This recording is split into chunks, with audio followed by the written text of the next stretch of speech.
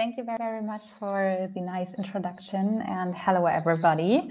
As we have already been introduced, we would dive directly in our presentation about the ethical and responsible use of AI in education. So today we have prepared a lot for you. We will start with an overview of our AI Pioneers project.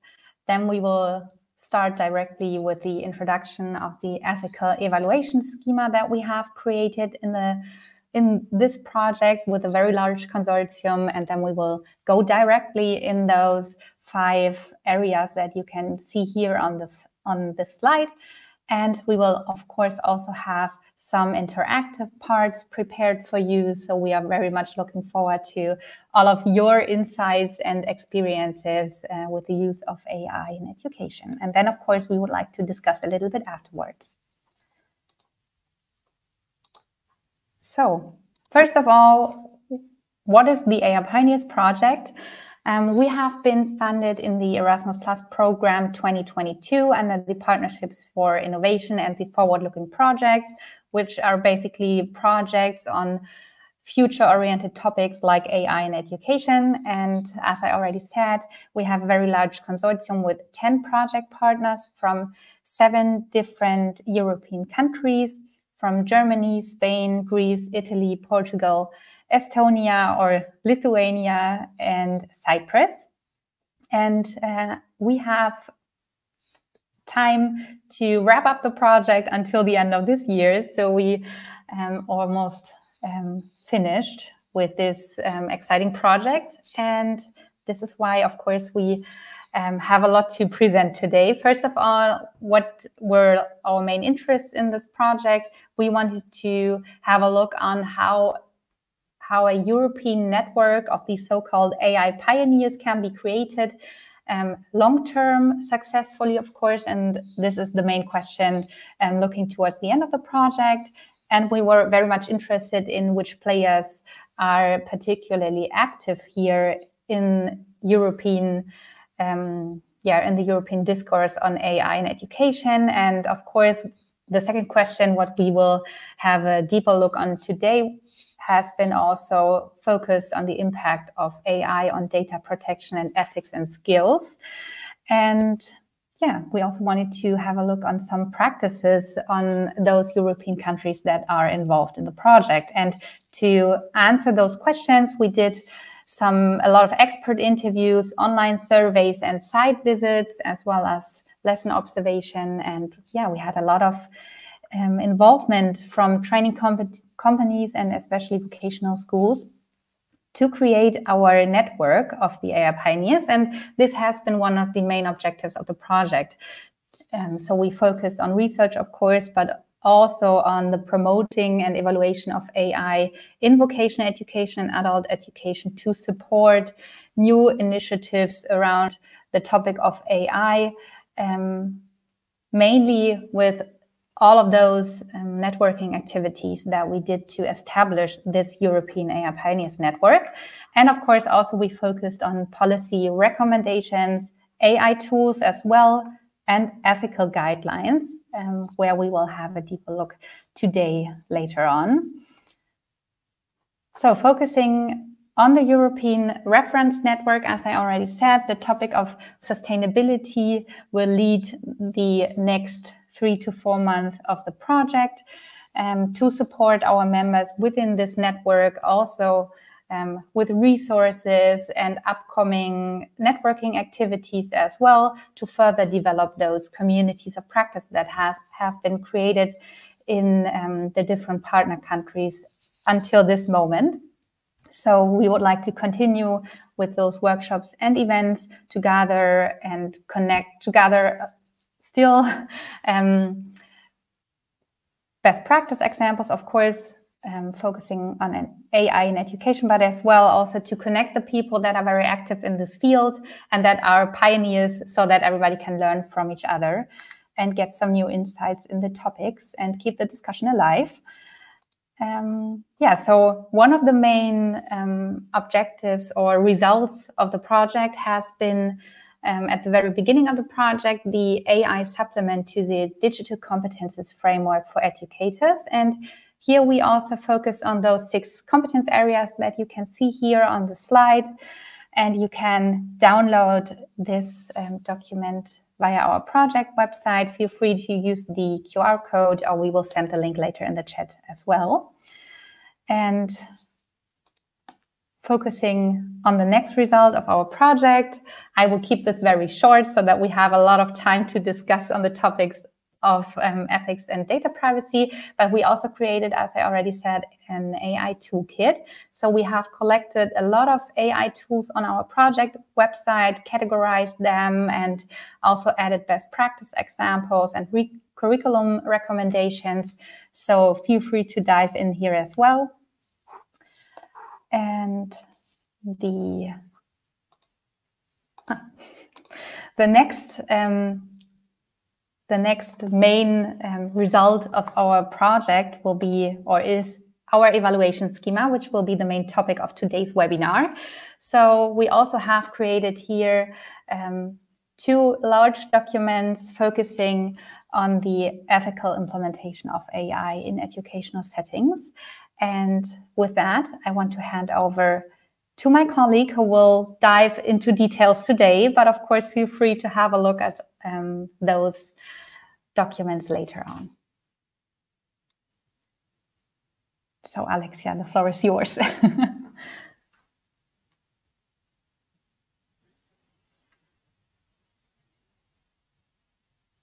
I'm sorry, Alexia, we can't hear you. Can you please check that you have a correct microphone turned on? Now?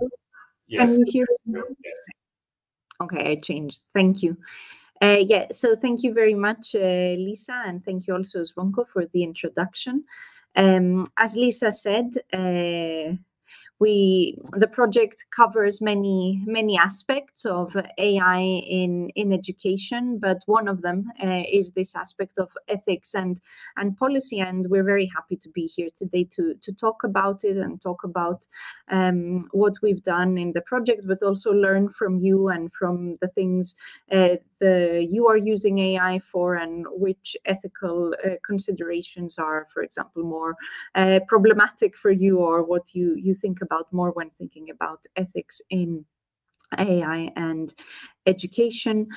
And I have to say from the beginning that it's true that our work on this aspect of ethics and policy is more from the perspective not of the individual who wants to use AI as an educator, but more from the perspective of the institution, to support institutions to create a policy. Although I still think that the documents for individuals who aren't involved in this development of institutional policy might still be interesting. Well, I hope at least that they could be. So navigating ethical AI in education is quite complicated. As you may know, we talk about it a lot whenever we start using an AI tool. As soon as we figure out the technical aspect, we have to consider the ethical dimensions of using this tool. And oftentimes we find that institutional strategies or policies might be limited. This isn't true for all institutions. Some have taken great steps in the past couple of years, but it's always a case of catching up because development is very fast. And also it's the case that larger institutions have maybe found this an easier task than smaller institutions, which still have more steps to take to really create these strategies and policies. So what has maybe happened for you and in your institutions, although it's not always the case, is that oftentimes we decide as individuals to use AI, and then also the burden of the ethical considerations, depends on us, falls on our own shoulders. And while this is an important thing to consider, because actually what we really need is structured training, support, and guidelines to be able to make these decisions and be sure that we are using AI ethically in education. Hello to everyone in the chat. It's great to see there are people in the room. So the truth is that general guidelines on using AI ethically exist. So the European Commission has guidelines, other organizations have put out guidelines, and there is research on, what are the ethical aspects that we worry about, what are the ethical aspects we should consider.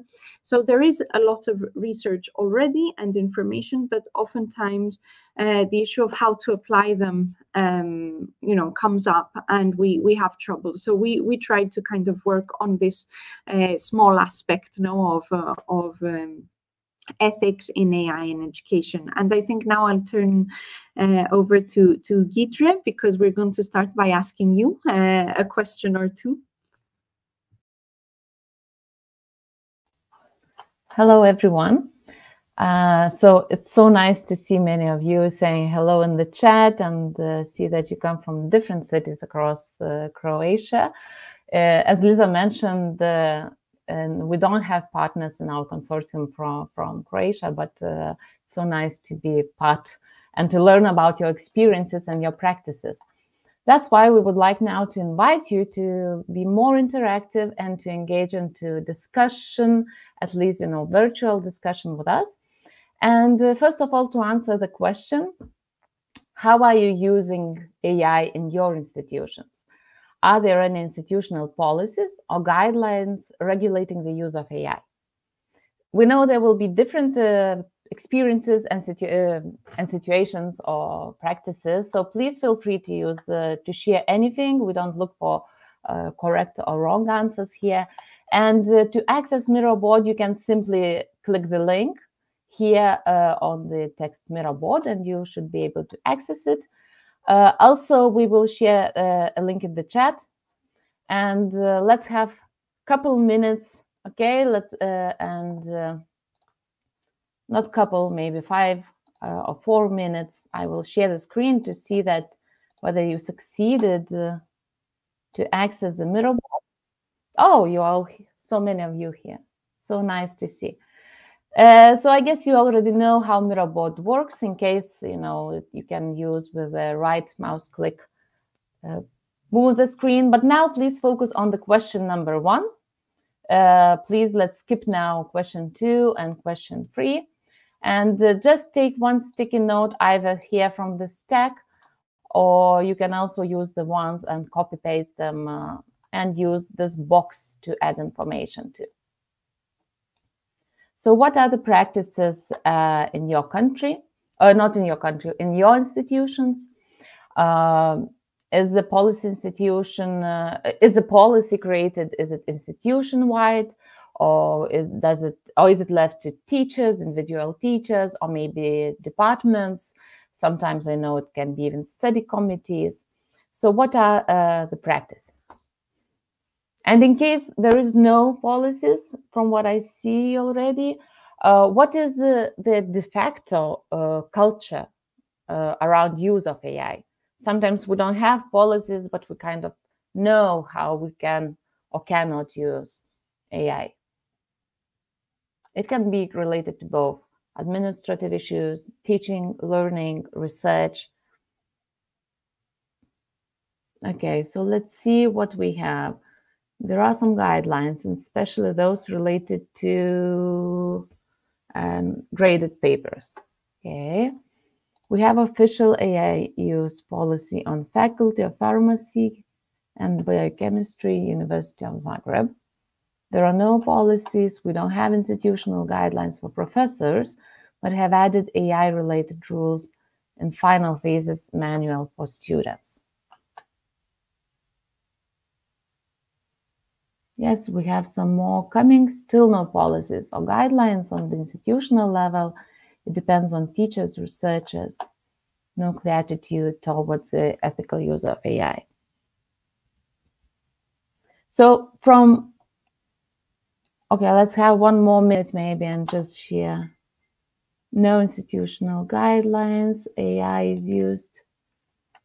Teacher education, integrate AI tools in my class to help future primary school teachers. So as we see from the examples and practices shared, we have personal, individual initiatives and decisions how to use AI in the classroom or for final thesis, for written assignments, but there are still quite a number of institutions where we don't have guidelines, and I think we can find the same situation in not just in Croatia, but I think in many institutions across Europe, as there are still a lot of questions that remain unclear, not fully clear.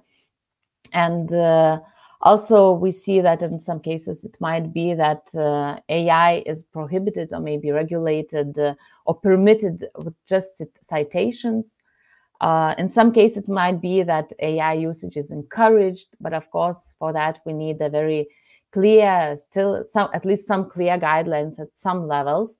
Otherwise, unregulated or fragmented use creates risks regarding data privacy and even equity. So we will take a look at other aspects and practices and experiences you shared later on as well. We will go through them, but to stick to our timeline and to our plan to make sure we cover all the questions and all the aspects that we found important, we decided are important for today's webinar. Let's go back now to Alexia. And you may take over and let's move on with pedagogical considerations. Thank you, Giedre. Now you can hear me, right?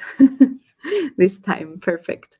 So thank you all for sharing the information about your institutions. I see, as Giedre summarized, there's a big variety in the situation. So in some cases there are clear guidelines, maybe in others there are clear guidelines about specific things. So using AI in your thesis, or things like that. But then in other cases there are no guidelines at all. So yeah, as I said before, it's really important, when we're using AI to have someone else steering the general, steering us in the right direction. It's very difficult to make decisions on our own. And as educators, we oftentimes have many things already to do. So we should know about these ethical aspects, but it's true that the issue of policy is very important. We should be trained, but also there should be some specific guidelines in our institution. So I'm going to present the two documents that we've developed, and they're supposed to be complementary. The evaluation schema, which is the main one, I've put second. So I'll start with the handbook that is kind of broader. So this handbook covers a number of things. For example, it starts by discussing key requirements for developing and maintaining ethical AI systems.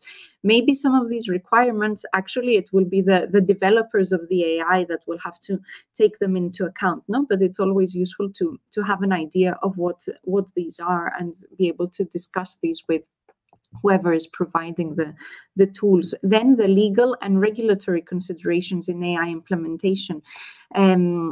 For us, it's very important to be aware of the EU AI Act, which will hopefully, in the end, simplify some things at the legal level, what AI we can use and for what, and this will kind of put some limitations also on the companies that are used in the area. But then there are other kind of checklists, the assessment list for trustworthy artificial intelligence, ALTAI, you might have heard of it. But also it's really important here, this doesn't include everything, because at a national level, at a regional level, there might be other legal requirements that institutions and individuals in the end must take into account. I think that also at the level of individuals, this part might be interesting. There are certain case studies and best practice examples of effective AI governance, so certain centers that have implemented AI use for different reasons.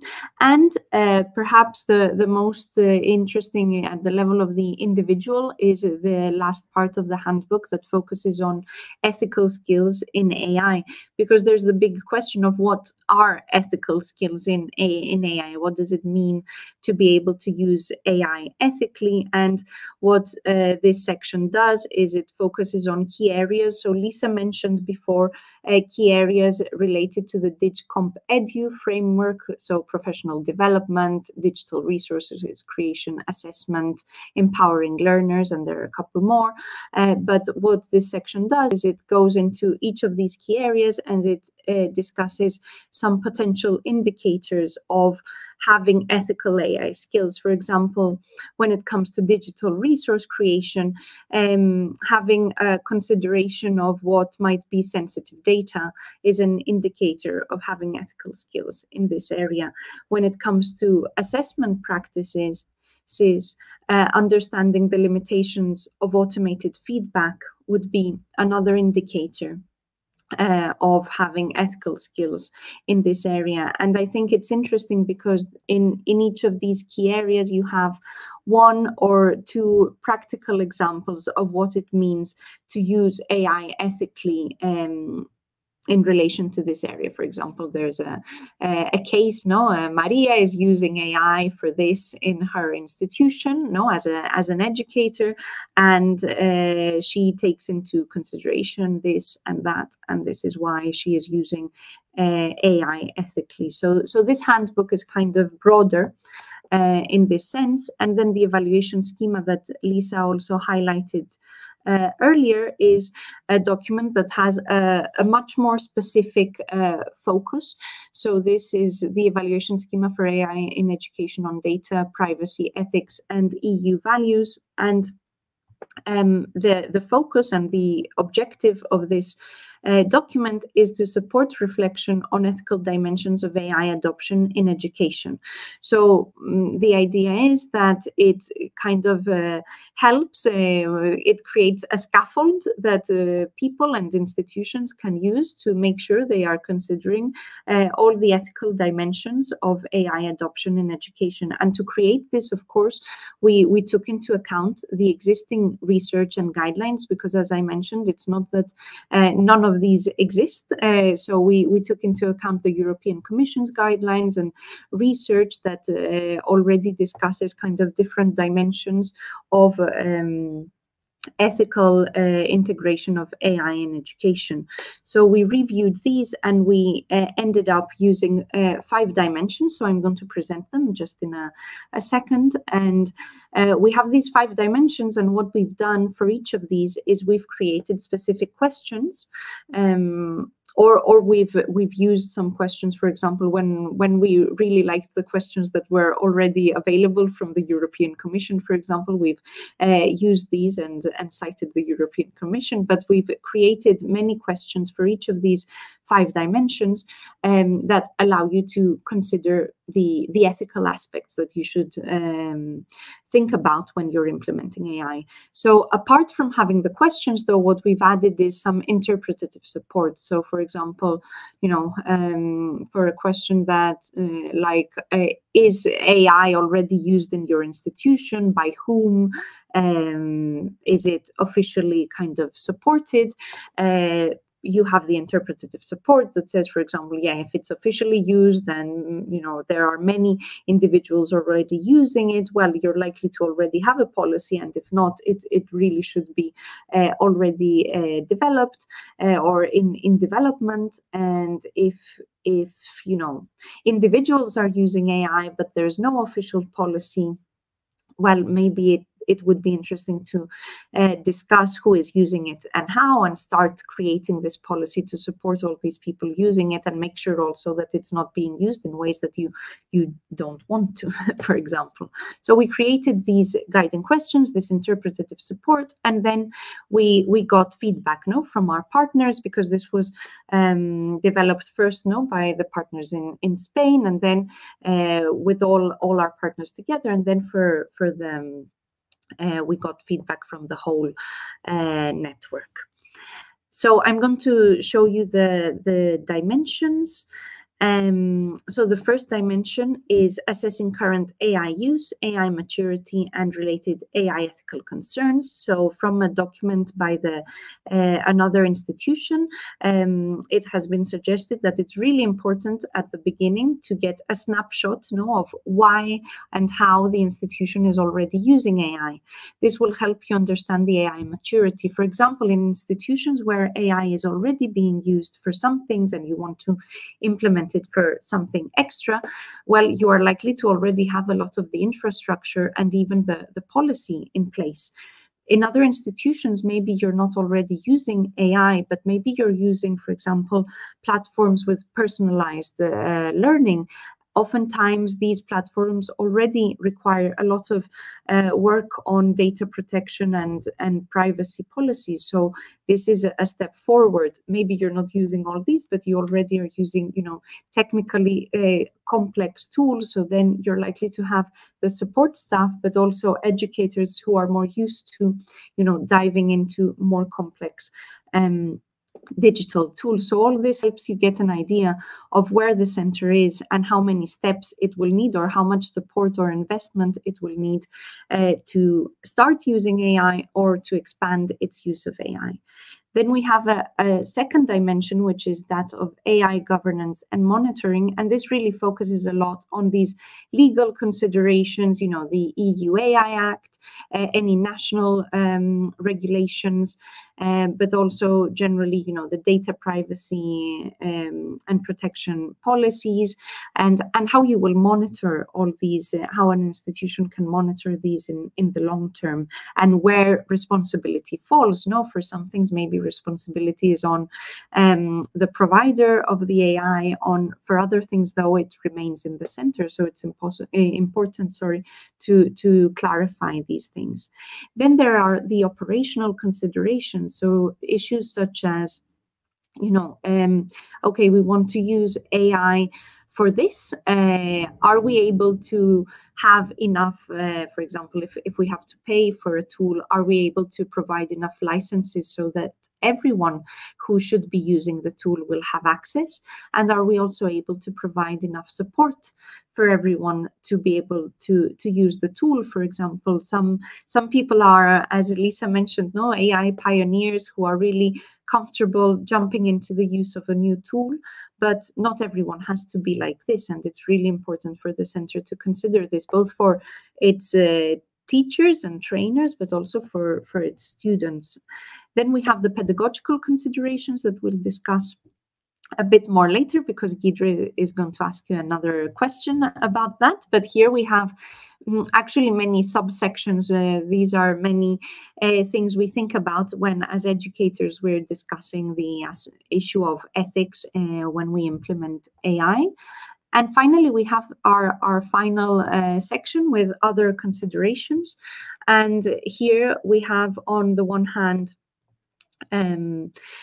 issues that didn't fit in the other sections, but for example, issues such as open source AI. So do we have an open source alternative, or do we have to use this tool provided by a specific company? It's not a good or bad thing necessarily to choose one over the other, but these are things that can be taken into under consideration. And other issues such as sustainability. We know that AI uses a lot of resources. Are we trying to use AI sustainably, and are the tools trying to the companies or the people creating them trying to be sustainable? So I wanted now to give the floor to Giedre again, and to you, of course. Thank you, Alexia, and thank you for the questions that you put in the chat. Some of them we can answer now, like we're going to share the slides after the event, but some of questions we will keep for the end of the webinar, so we can go deeper maybe into them and share the answers. Now, again, as we know that most of you come from educational sector, and I guess we didn't check, but most of you are educators. So we want to keep the focus on the pedagogical considerations that Alexia shortly mentioned and commented about, but she will present them in a bit more detail after your practice sharing. So again, we ask you to go back to Miro board. Please just keep that window open, as we'll have the last question also on Miro. So now the question would be, what pedagogical considerations arise when using artificial intelligence for teaching or your students' learning? What are the main concerns that you have? Again, Miro board here is active. You can access it by clicking just on the text. And at the same time, I will share the screen so we can all see the questions, the answers coming. So what are the main pedagogical considerations? Let's have, again, 3 minutes for sharing the practices or your concerns or your, success aspects that you feel are successful, or maybe some evidences that show you that you know how to use AI, let's say, to make it pedagogically sound and clear. Also, you may think, what is one thing that AI cannot replace in your teaching? So how can we protect that? AI literacy, lack of critical thinking. The possible problem is the lack of students' use of their own brain and creativity. The extent of students' involvement, problem solving, possible decline. Accuracy of information, over reliance on AI. Yes, please take a sticky note and just add it to the board so we can access it and read and check. Critical thinking and transparency. Yeah. Also, maybe some of you, maybe you are not teaching, maybe you are more from administrative part, so you can also share your approach towards what are your ideas, whether access to the edtech tools, commercial tools, AI tools, do they create a digital divide, or what is your approach towards the equity with a huge amount of AI tools that come to schools or are brought to schools, let's say, in one or the other way to use AI? How does it contribute to the equity?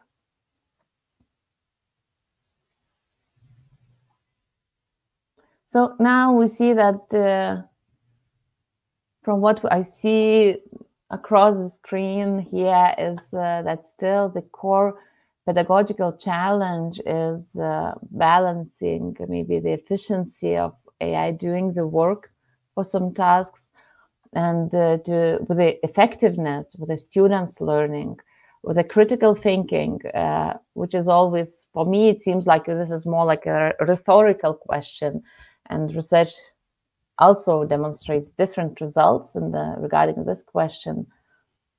So yeah, transparent, understanding how AI works, critical thinking, again, administration, not using it when it can be helpful. So we have a lot of different aspects. But from what, at least from this first overview of your answers, I feel that there are still some important human elements of teaching that remain irreplaceable, and where we feel that we keep the focus on critical learning as teachers, and we still need to foster it and support it next to using AI tools. Yes, so again, since we have a lot about AI literacy, about the competence, and so I think that we should keep our focus on faculty professional development, including educators and also learners themselves, on scaffolding AI use, not just, of course, prohibiting it, as we know from existing practices, that we have very different practices happening. young people not developing critical thinking as well. Yeah, so we have a lot of ideas. I just don't have the possibility to read all of them, but I think that they showed us that it is very important to move from policy that we talked about, which still needs to be there, to the pedagogical integration and finding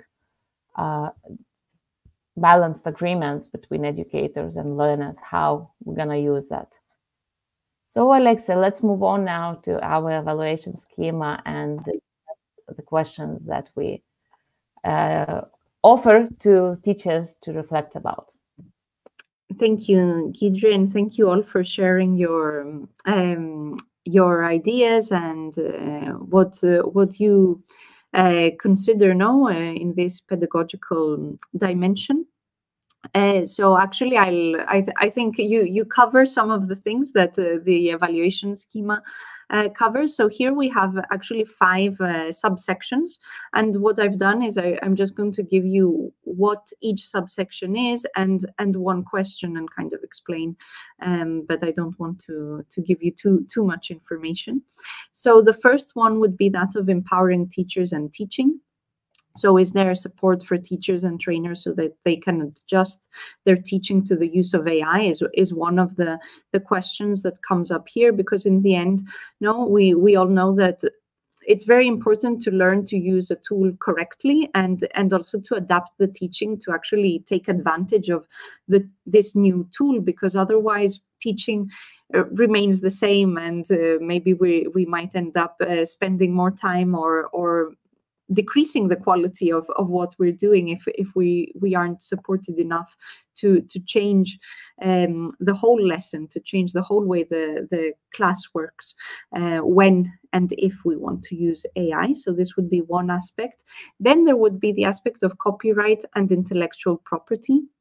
So for example, who owns the rights to AI generated content? You mentioned a bit the issue of generating activities or even more. Some of these things will come up later in the aspect of academic misconduct. But here, for example, maybe we can think about the situation in which, for example, I make a lesson plan or I make resources for my classes. Is this my property? It might intellectual property. It might depend on the tool I'm using. Can I share it with my collaborators? Can I publish a book with all this content? Issues like this.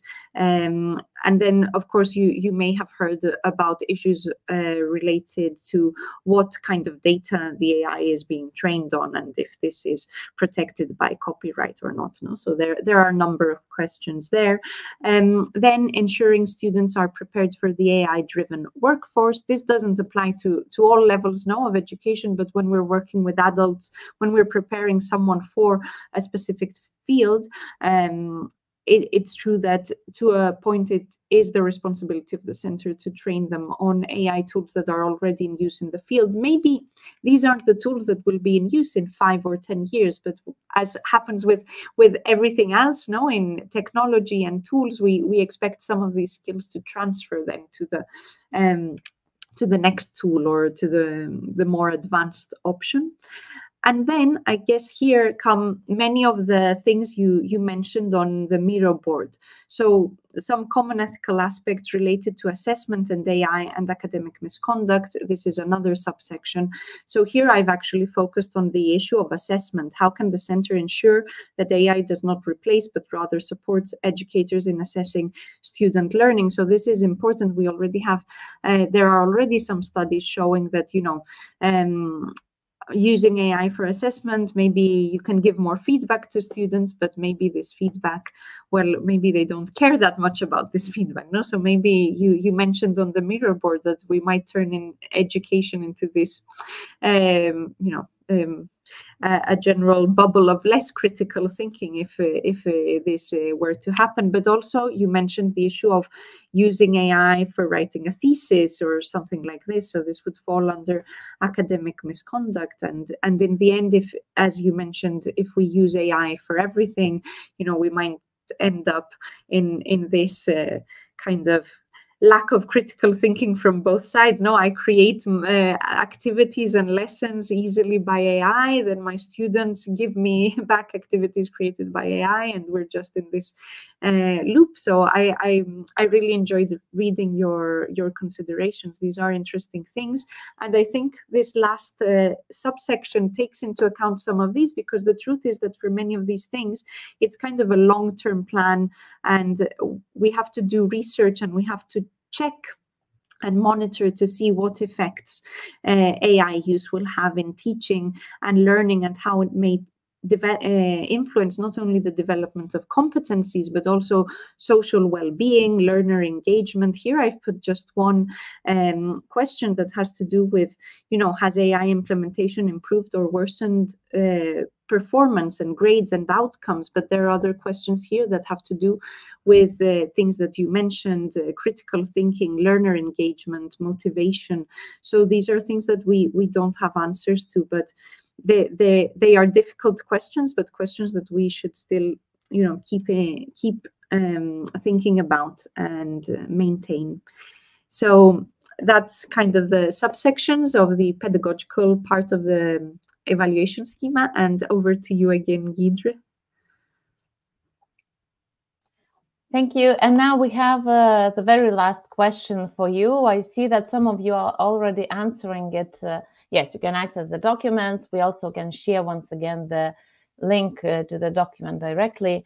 So the last question is, what could be the future steps?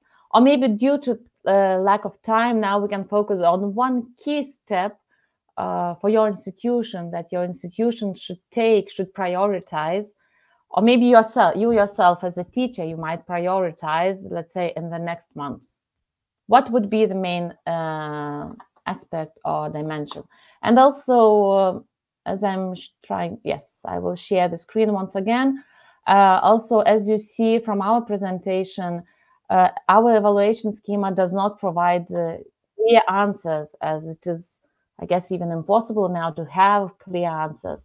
But the goal of this schema was to raise questions, helping us to reflect upon different aspects that need to be considered in the policies, guidelines or policy aspects of institutions. Also, I know there are some initiatives where you can find like different, like a model or framework that helps you to design the policy instrument or guideline for your own institution. As I see that there are different practices saying that even that AI, our institution does not recognize that AI exists, or kind of neglects the fact that it exists, which is also from one side, it might be a challenge regarding the overall, tool, general digital tool or digital education development. So we cannot neglect that, but we need to find the ways how to balance it and how to integrate it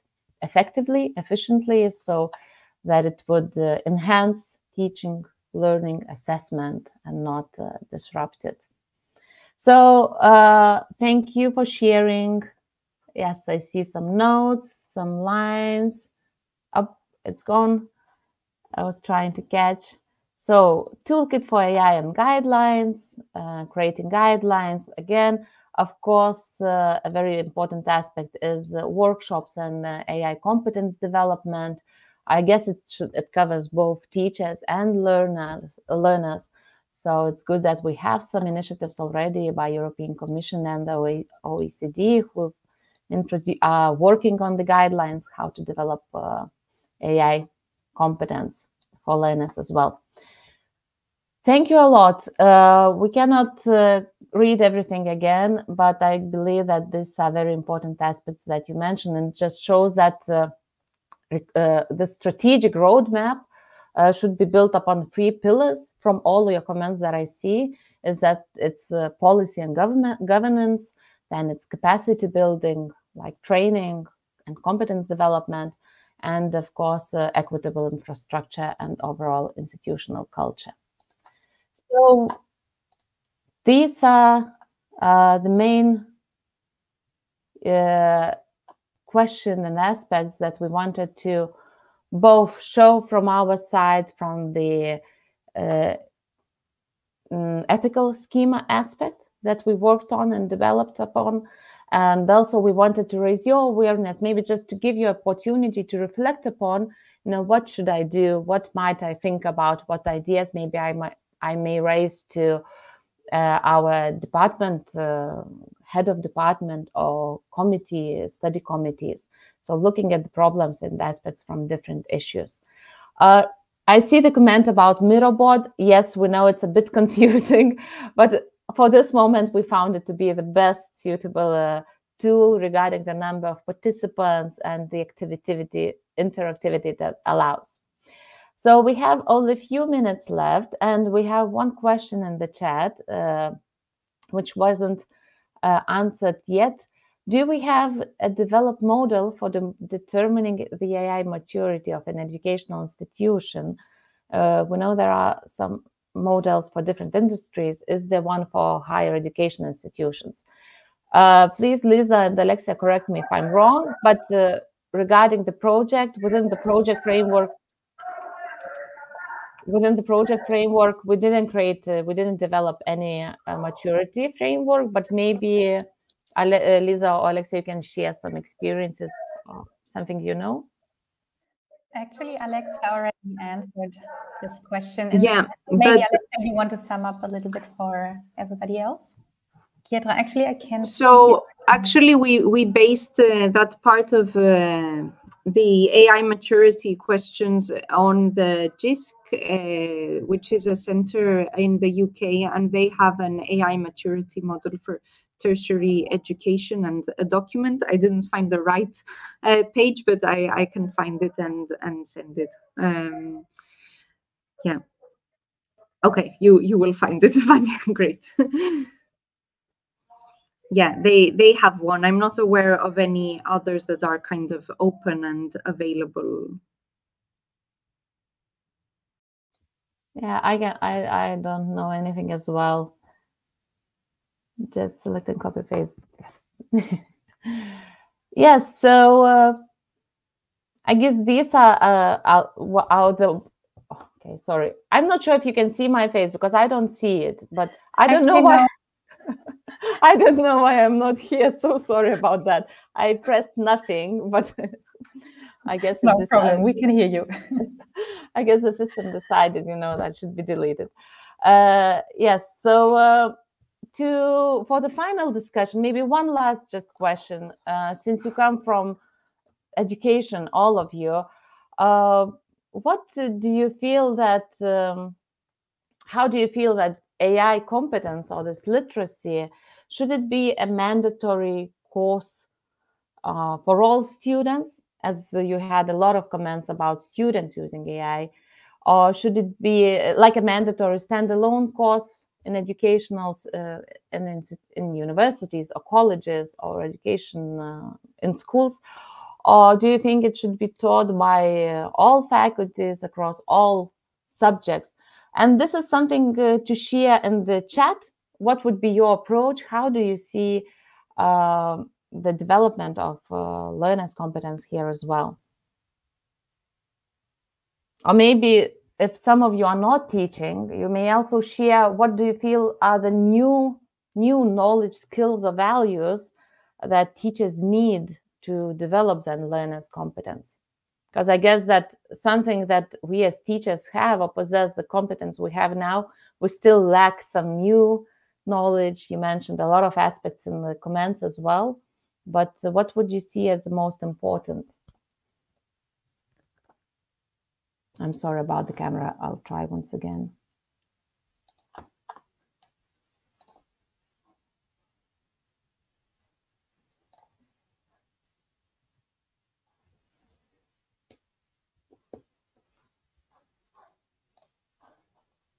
So maybe, Lisa, Alexia, you can share. What do you think are the new knowledge, skills, or values teachers need to develop AI competence?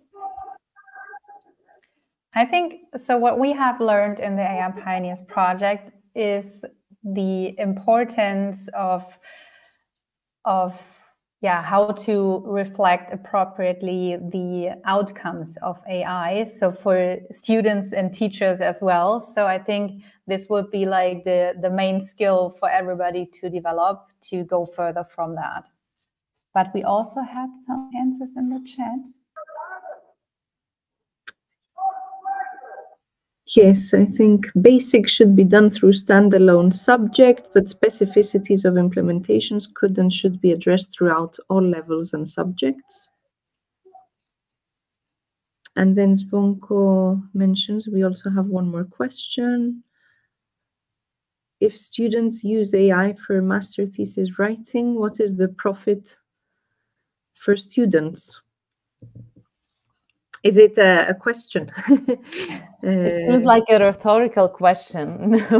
Yes. I mean, I agree. I think with what was on the mirror board, many people have this fear that education will kind of be less meaningful, no? That we will be less critical, that we will be using, students will use AI to write their thesis. We already know that, first of all, AI isn't very good at actually writing a thesis because it doesn't have the facts, and it can't really write a good, dense text that really argues something novel, no? But you know, they might write it with AI to just, you know, pass and you know, that everything will be less important in the end, no, the whole process. I think this is a very important issue, and I think this is something that requires us to change the way we teach in many ways and the way we assess, but also a lot of discussing these issues and trying to discuss also with students, our students, especially for those who are at university, but also younger.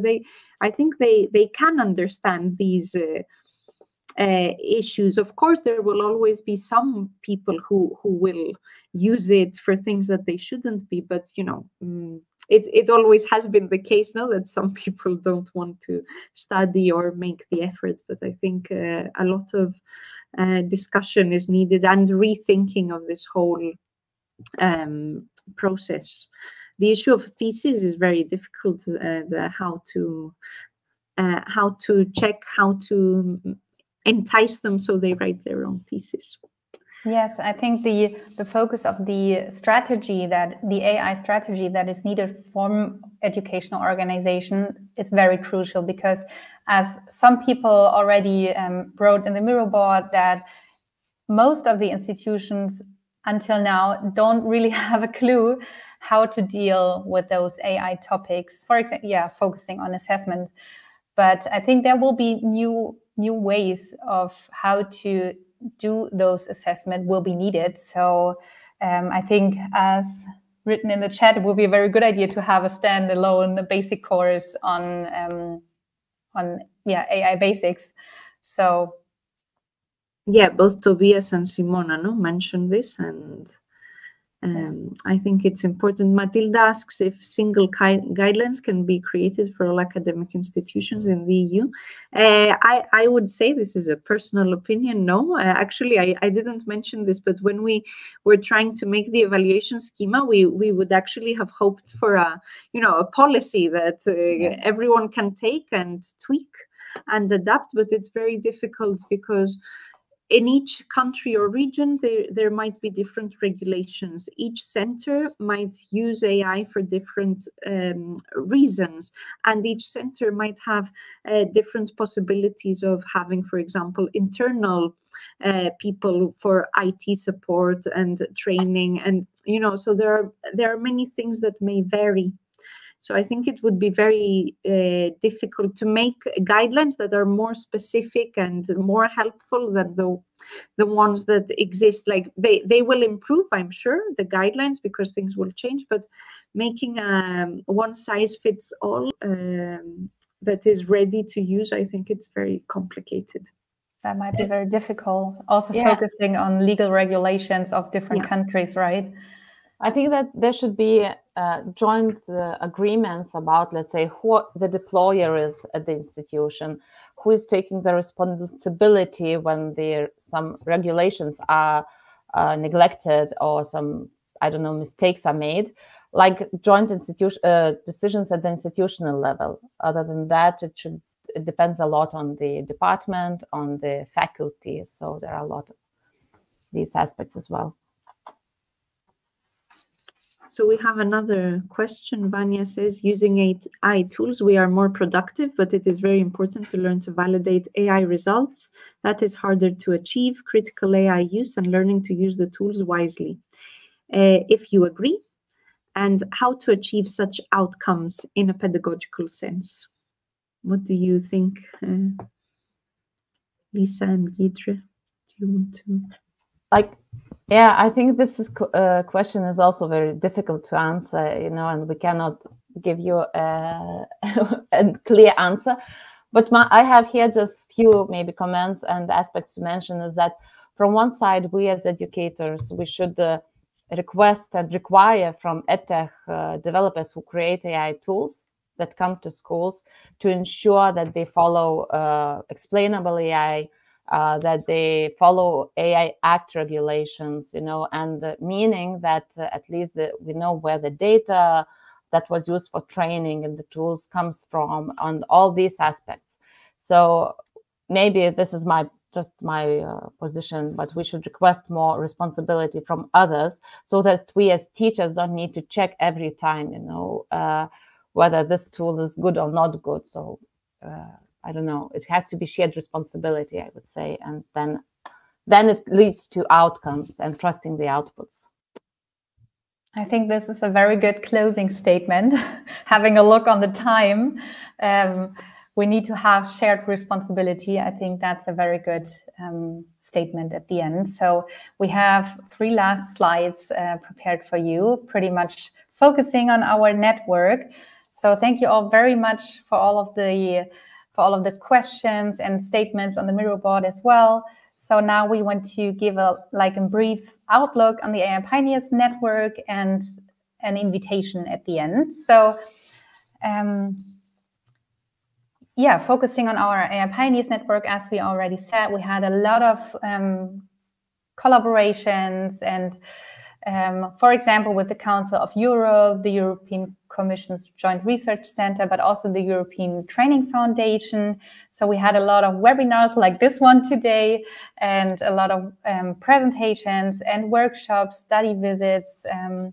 So we would like to invite you to another one very shortly. So as you can see here on this slide, it's pretty much like a summary of the previous networking activities. So as you can see, we did a lot of those, reaching almost 1,200 people. So I think we have to update this number as well, because we previously had our AI Pioneers final conference, and there has already been a lot of discussions and workshops, presentations, and people present. So, but with this slide, we just want to mention that would be very great if you would like to follow us on LinkedIn. We will send the link shortly in the chat. And the last slide for today, totally on time now. We want to invite everybody to join us for our upcoming consultation seminar. The date is not already set, but it will be next month. And we will keep everybody updated via our project website and LinkedIn, and we will have representatives there from AIMS Australia. So we will get some insights into the AI use for vet services. So I think it will be a very interesting webinar with a lot of shared experience around global practices. So we hope to see you there soon. And I think, Alexia, Giedre, yes. Do you want to say something at the end?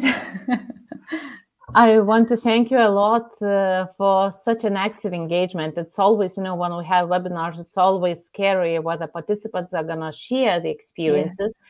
And even within this very limited frame, I would say we had a very nice engagement. And we do hope that reflecting upon these questions and listening to our presentation gave you some ideas, or maybe raised new questions to discuss with your colleagues and your networks. Thank you a lot. Thank you all very much. Yeah, I also wanted to say thank you very much for having us here and for joining the webinar. And please feel free to get in touch. The next step is in the end to have people sharing their own experiences and work through the network. So we'd love to hear more from you. Also, thank you